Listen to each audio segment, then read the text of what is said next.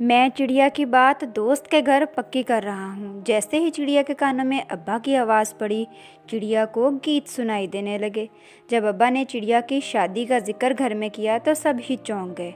अम्मा तो उछल ही गईं। कहाँ ब्याहने का सोच रहे हो इस नगोड़ी को? अपना आप तो इससे संभलता नहीं। शादी जैसी जिम्मेदारी कहाँ निभाएगी?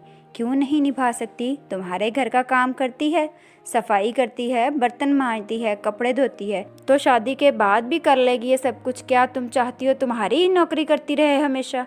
अस्तगफिरुल्लाह ज़फ़र के अब्बा, क्या शादी काम से ही निभती है बस? अक्ल होना भी तो ज़रूरी है। मैं कुछ नहीं जानता, मैं बस अपने फ़र्ज़ से फ़ारिग होना चाहता हूँ, मगर अनजान लोगों में अपनी बेटी जिसमें अक्ल भी कम हो, यूँ बग़ैर सोचे समझे रिश्ता जोड़ना ठीक नहीं।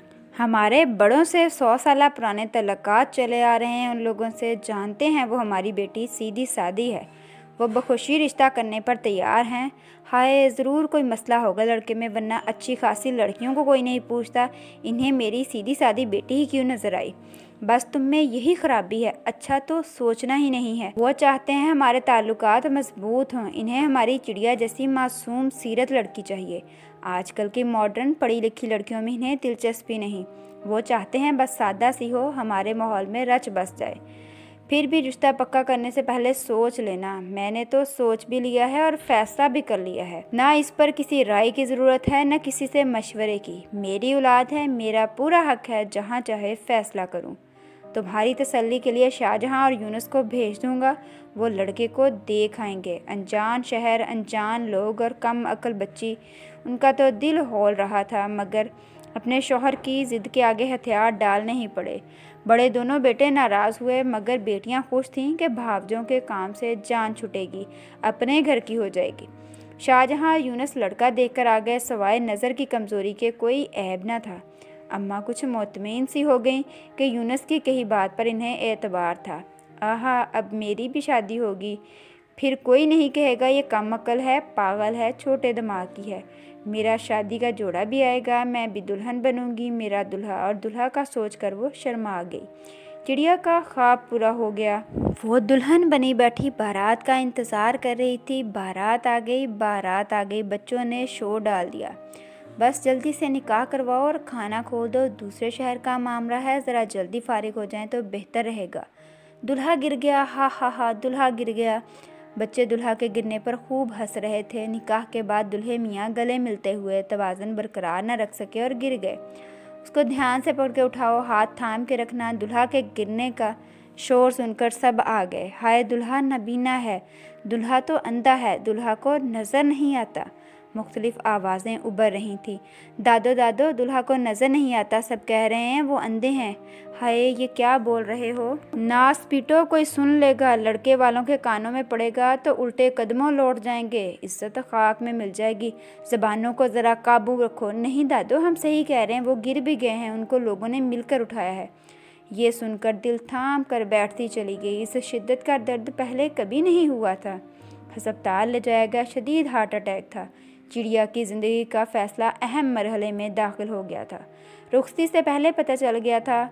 बारात लौटा दें, इनकार कर दें, नहीं नहीं, इज़्ज़त का सवाल है, बारात को वापस नहीं भेजा जा सकता। अब तो निकाह भी हो गया है, ये उसका नसीब है। अगर शादी के बाद ऐसा हादसा हो जाता तो हम क्या कर लेते? दुल्हा को दुल्हन के बराबर ले जाकर बिठाया गया। दुल्हन इस हादसे से बेखबर अपने नसीब पे नाज़ा थी और माँ अस्पताल में गाफिल पड़ी थी। कुरान के साये में चिड़िया को रुखसत कर दिया गया। जब दूल्हा का टटोलता हुआ हाथ उस तक पहुंचा तो उसे अपने नसीब के फूटने का अंदाज़ा हुआ। वो इतना रोई कि अगर उसको वक्त से पहले अपनी मौत की खबर हो जाती तो शायद इतना न रोती। माँ को भी रोग लग गया, बिस्तर से आ लगी, मगर आधे दिमाग वाली का शायद दिल भी आधा था। उसने अपने नसीब के लिखे को कबूल कर लिया। महीने के बाद वो घर आई तो उसको मुतमईन देखकर अम्मा को भी कुछ तसल्ली हुई। मगर ज़िंदगी इत्मीनान की नहीं, इम्तहान की जगह है। अम्मी, वो लोग मेरा हाथ पकड़ने की कोशिश करते हैं। कल उनके भाई ने मेरा दुपट्टा पकड़कर खींचा, उन्होंने मुझे आकर छुड़ाना चाहा तो इन्हें भी धक्का दे दिया। शोर सुनकर सास आई तो वो भागा। ये सुनकर उनका दिल धड़क कर रह गया। उनकी बेटी की इज्जत को शदीद खतरात लाहक हो गए। मियाँ नबीना था, उसकी कौन देख रेख करता, गलीज़ नज़रों से कौन बचाता। वहाँ के रंग ढंग देखकर फैसला किया गया, दोज़ख में छोड़ने से बेहतर है वापस ले आया जाए। महीने बाद वापस लेकर आए तो हामला हो चुकी थी। इस पर भी मुख्तलिफ चहमगोइयाँ जारी थीं। अब तकलीफ़ ये कि मुसीबत डबल हो गई है। अब रह रह के रुखसी के गलत फ़ैसले का एहसास हो रहा था। तलाक ना दी गई ना दिलवाई गई कि कोर्ट कचहरे में इज़्ज़त कहाँ रोलें। बेटा भी था। अब फिर से मैके वालों की खिदमतें शुरू हो गईं। ज़िंदगी दुखों के हचकोलों के साथ रवां दवां थी। एक मुद्दत बाद अब्बा भी इस दुनिया से रुखसत हो गए तो बहनों को ख्याल आया कि भाभियों की खिदमत करती है, इससे अच्छा है नवीना शोहर की कर ले। सबकी मुखालफत लेकर बहनों ने उसे ससुराल रवाना कर दिया। भाइयों ने इस फैसले पर ताल्लुक़ ख़त्म कर लिया कि हमारी मर्ज़ी के ख़िलाफ़ भेजा है और अम्मा ने चुप साध ली। मगर ससुराल में इन दो अफराद को बर्दाश्त न किया गया। सब कटीली निगाहों से देखते। मियाँ का खुद बुरा हाल था, उनका क्या ख्याल रखता। सारा दिन कोने में पड़ा रेडियो सुनता रहता। उसे किसी से गर्ज न थी। ये दुत्कार उसे बर्दाश्त न हुई। वो फिर मैके आ गई। मगर अब भाई भावज रखने पर तैयार न थे कि हमारी मर्ज़ी के ख़िलाफ़ गई क्यों थी। आधी अक्ल वाली का पूरी अक्ल वालों ने तमाशा बना के रख दिया। उसने अपने सामान से शादी का सुर्ख जोड़ा निकाला और कब्रिस्तान पहुंचकर बाप की कब्र पर डाला।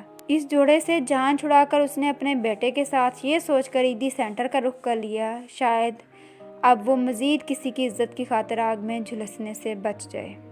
कैसी लगी ये कहानी कमेंट बॉक्स में बताइएगा। उसके साथ ही चैनल पर नए हैं तो चैनल सब्सक्राइब कर लें और बेल आइकन को भी प्रेस कर लीजिएगा ताकि आपको इस तरह की मॉरल स्टोरीज़ का नोटिफिकेशन टाइम टू टाइम मिल सके। Thanks for watching.